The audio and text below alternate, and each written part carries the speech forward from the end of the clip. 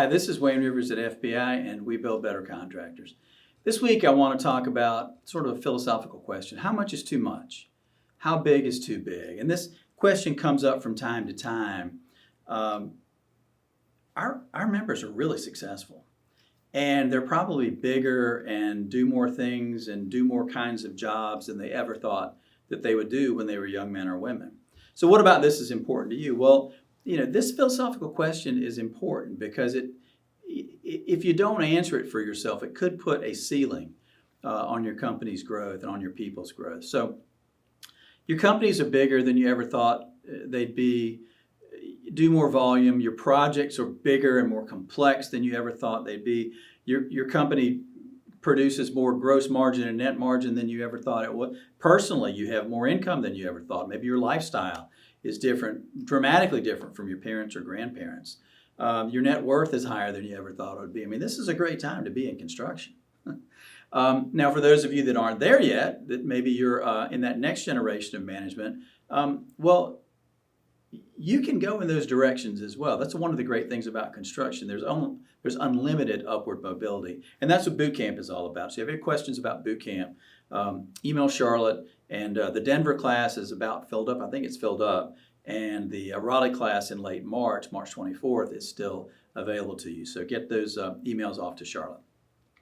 How much is too much then, and how big is too big? When you started your business or you got into senior leadership at your company, was it your goal to be the biggest contractor in your market? Maybe it was your goal to be the best, the most innovative, the most progressive, or the most profitable. But really, when people get into construction as young men and women, they want to build stuff. They want to do projects. They want to see the tangible results of their work. That's one of the great things about the industry. You produce a tangible product. And when you produce those products, you help other people achieve their dreams, right? If I'm a young group of doctors and you build for us a beautiful new medical office building, now not only are we doctors providing services, but we're real estate owners too, and that helps contribute to our well-being and our wealth.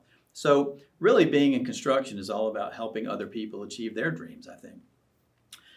So what I'd like to say about bigger or better, or how much is too much, how big is too big, is this.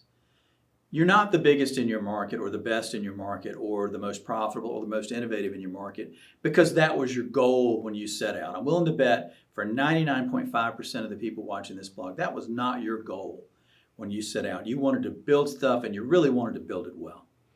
The reason that you're the biggest or the best or the most innovative or the most profitable is you're a better operator. That's what it comes down to.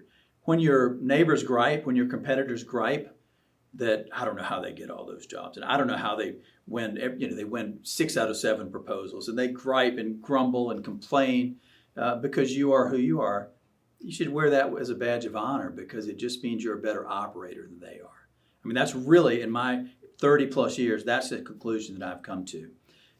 It's great. You're a better operator. Enjoy it. So what I'm saying is there's no ceiling. There's never too much. There's never too big when it comes to good things. Now, there are some danger signs. There's a dark side to this. And so you've grown and you are doing more complex jobs and you're doing more, your geography is bigger than you ever thought it was. What are the danger signs for the senior leaders? There are a few things. You're burned out. That's number one. Emotionally wiped out. You don't get excited about coming to work anymore. You kind of get out of bed in the morning, golly. It's dreary to come in, and I'm not looking forward to it at all. The second thing, sort of related, you struggle to find excitement and happiness about work. And the third thing is you're more interested in all the things that success has allowed you to have. Multiple homes, beach homes, mountain homes, etc. Boats, planes, cars, new businesses that may or may not be related to the legacy business. All these kinds of things. If you find yourself more interested in that stuff, that's a danger sign too as it relates to your construction company. One way to get out of this danger area is to go ahead and focus on those other things. Go ahead and find something that rekindles your excitement and your enthusiasm. Scale back your job so that you're not the CEO kind of with your hands on the entire organization, but now you're more in a focused role looking after just a sliver of the organization. In order to do that, you have to have great people behind you, especially a great successor second in charge, and you've got to have a great succession plan. So I'd like to hear your comments. What do you think? How much is too much? How big is too big? When should contractors know that they don't need to grow anymore? Right?